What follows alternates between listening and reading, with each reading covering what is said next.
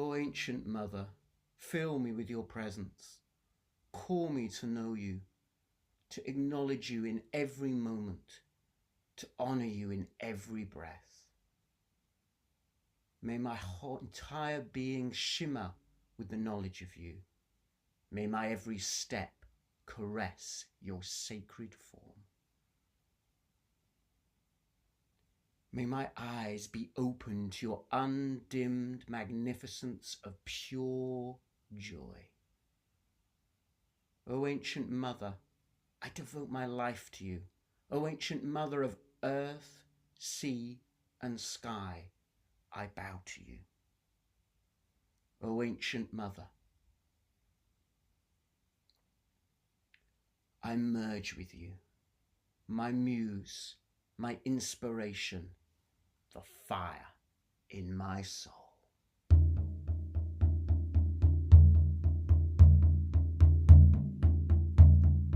Irubamvo fola, Irubamvo fola. Ancient mother, connect us to the earth, connect us to the soil, sea and the sky. Oh, ancient mother, connect us to the earth, connect us to the soil, sea and the sky. Irubamvo fola, Irubamvo fola.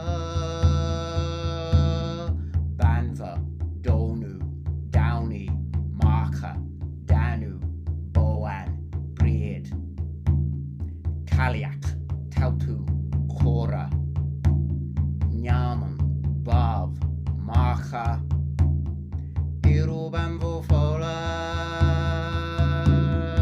Irubamvo fola. O ancient mother,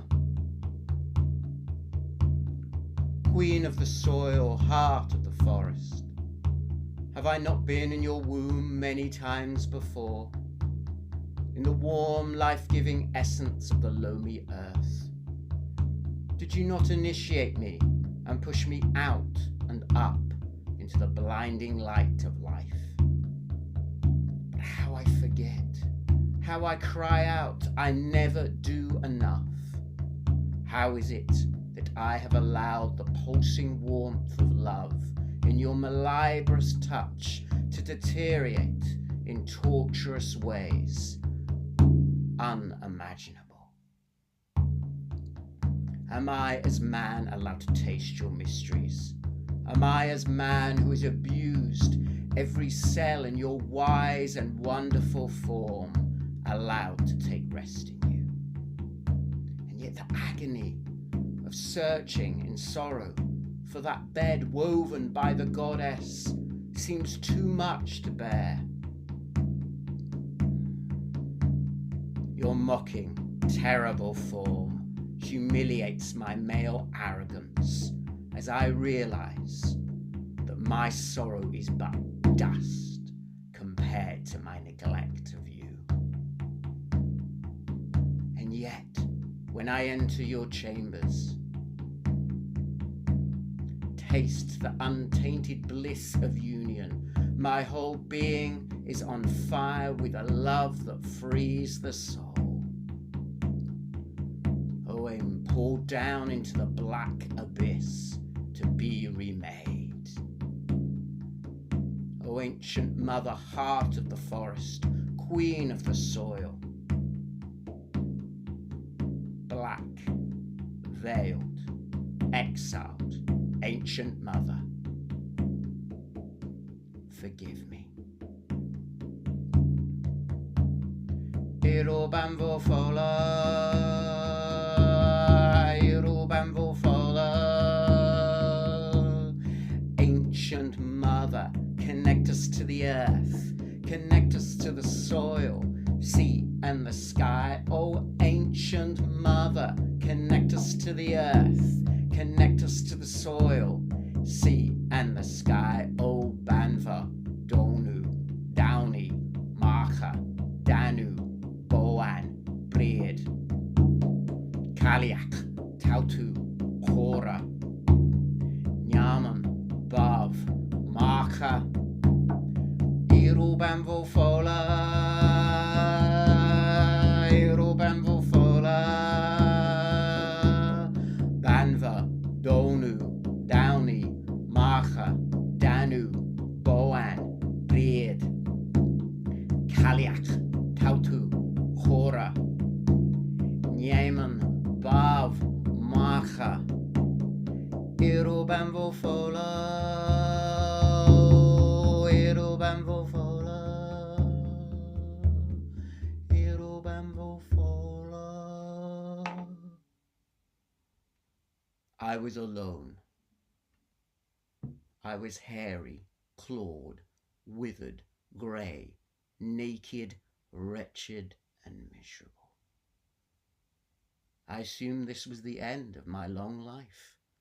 I'd come over the shores with Partholon with my Queen Downie, and now they were all gone. And I climbed ever higher on the foothills of Mount Donald until I found my special cave. And there I would practice the ancient mother passion as the Navajo do in North America, as the Naga Babas do in India, as the Inuit do in the Arctic. A practice that is tens of thousands of years old. I fast. For 3 days and for 3 nights I perform the Passion. And I assume that I'm now going to pass away into eternity, to be consumed by the Earth Mother, to enter her eternal womb. I started to fall asleep. And then I saw myself passing into the shape of a stag. And I was young and good of heart. I felt fantastic. And then antlers, 2 antlers grew upon my head, so that I was rough and grey in shape. From this time, I was the leader of all the stag herds of Ireland, and there were stag herds all around me. And when I went into my cave, I chanted, I embodied, I encircled the embodiment of the stag spirit within me.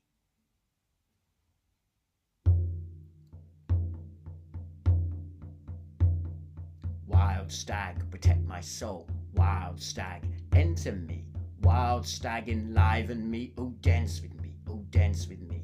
Wild stag, protect my soul. Wild stag, enter me. Wild stag, enliven me. Oh, dance with me. Oh, dance with me. See like a stag. Hear like a stag. Taste like a stag. Smell like a stag. Move like a stag. Be like a stag. Wild stag, protect my soul. Wild stag, enter me. Wild stag, enliven me. Oh, dance with me. Oh, dance with me. So as a stag, I witnessed the land being awoken again by Macha. Oh, Macha. And I witnessed the Nemedians come to these shores. They came with 34 barks, 30 in each bark. And they were cast adrift for the time of 1.5 years on the Caspian Sea. And they were drowned, and they died of hunger and thirst. Except 4 couples only who came to the shores of Ireland, and as a stag I saw them arrive. I saw Macha. What a powerful woman. On her golden chariot pulled by purebred steeds. She was fearless, indomitable. She came down from the north, and she wasn't feared by the great giants that were forever watchful on Conan's tower. Mork and Conan the giants that looked upon the land at all times as their first guardians would. And she came down, and the land greeted her. New locks burst forth, new rivers also. She started to settle, and the Nemedians started to increase, and things started to go well. But as they created more fertile fields, as the human impact started to happen upon the land, things started to move once again Kor in the depths of the fires of change, and Banva deep, deep under the well of Conla. And Fintan Mac Bukra in the land under waves started to awaken again, and a plague came about onto the people. And the giants took advantage of this. They took 2/3 of their wheat, 2/3 of their milk, and 2/3, sadly, of their children. They did this every Samhain. And this carried on for quite some time. And so Fergus Redshe was disturbed indeed. And he went to Macha and he said, we can't have this anymore. We have to go to Conan's town. We have to defeat those giants. We cannot stay here while this is happening. And although Macha was strong and powerful and indomitable and fearless, she always thought about the descendants, about the next generations. And so she sought out Fintan Mac Bukra, who had been in the land under wave for thousands of years, who now was in a cave, and he was an older Shanachie than even I. And he said, I have looked deep, deep into the wells, and I can see that you must leave, but your descendants will come back and take Ireland once more. Macha agreed, and she went to Fergus Redshe and told her decision, but Fergus Redshe wasn't having any of it. He wanted to fight. He would fight. He wasn't taking any more of this. And because Macha did not want her people to be divided, she did not want Fergus to go on his own because he was so determined to go, she said to him, she said she would support what he was doing. And they went. And what an incredible army they were. They rode. They rode with such dignity. They were the Nemedians, the noble ones, so noble. And they went, and they carried. White shields they carried in their hands with emblems of pale silver, with glittering blue swords, with mighty stout horns, in well-devised battle array ahead of their fair chieftains. They march amid blue spears, pale facaged, curly-headed bands. They scatter the battalions of the foe. They ravage every land they attack. Mightily they march to combat, a swift, distinguished, avenging host, the host of Faerie. No wonder, though, their strength be great. Sons of queens and kings are one and all. On their heads are beautiful golden yellow manes, with smooth comely bodies, with bright blue starred eyes, with pure crystal teeth. Great they are, a giant slaying, melodious in the alehouse, masterly at making song, skilled at playing figure. A swift, distinguished, avenging host, the host of Faerie. And so they rode, and they walked, and they carried the white shields, the glimmering blue swords. They were prepared to fight. And much to Macha's surprise, when they got to Conan's tower, they defeated Conan. He was no more. He couldn't put up enough fight for them. But there's never a victory in war. Never. And the people were tired.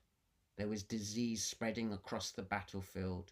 The sea was coming in with her tides and taking away the people that had passed away. And Macha looked round and could see the shattered people, but knew at least they had won. But then, just as she had that thought, Mork, Conan's brother, came to the shores of Tory Island that they had invaded, and there was a fresh battle, and they were a fresh army, armed to the teeth, rested and ready for combat. There was nothing they could do to hold them back. But Macha remembered Fintan MacBooker's prophecy, and she gathered together those that had survived and sent out 3 barks. The first went over to Greece, and these were the Furbolgs, the people of the bag, the Furdownen, the people of the earth, and the Fergallian, the people of the spears. And these people became slaves and were impressed in their new land, but they came back to take Ireland, which is another story for next time. And then another boat set sail and went north, maybe to Scandinavia, to Loch Lane. And there they honed their skills in magic and druidry and law, in cunning. And they became more skilled than anyone else in all of the arts of heathendom. They were the tribe that would come back to Ireland as the two-aided Anan, and what riches they would bring. And then another tribe left and went to Albion, to Britain, and there they would have their own struggles and fights with the giants that were in that land and would settle there. But all of that is another story for another time. And I, to Anne McCarroll, was weary once again. The power of the stag had left me, and I was back in my cave, hairy, clawed, withered, grey, naked, wretched, and miserable. And what happened next? I will tell the tale next time. Blessed be.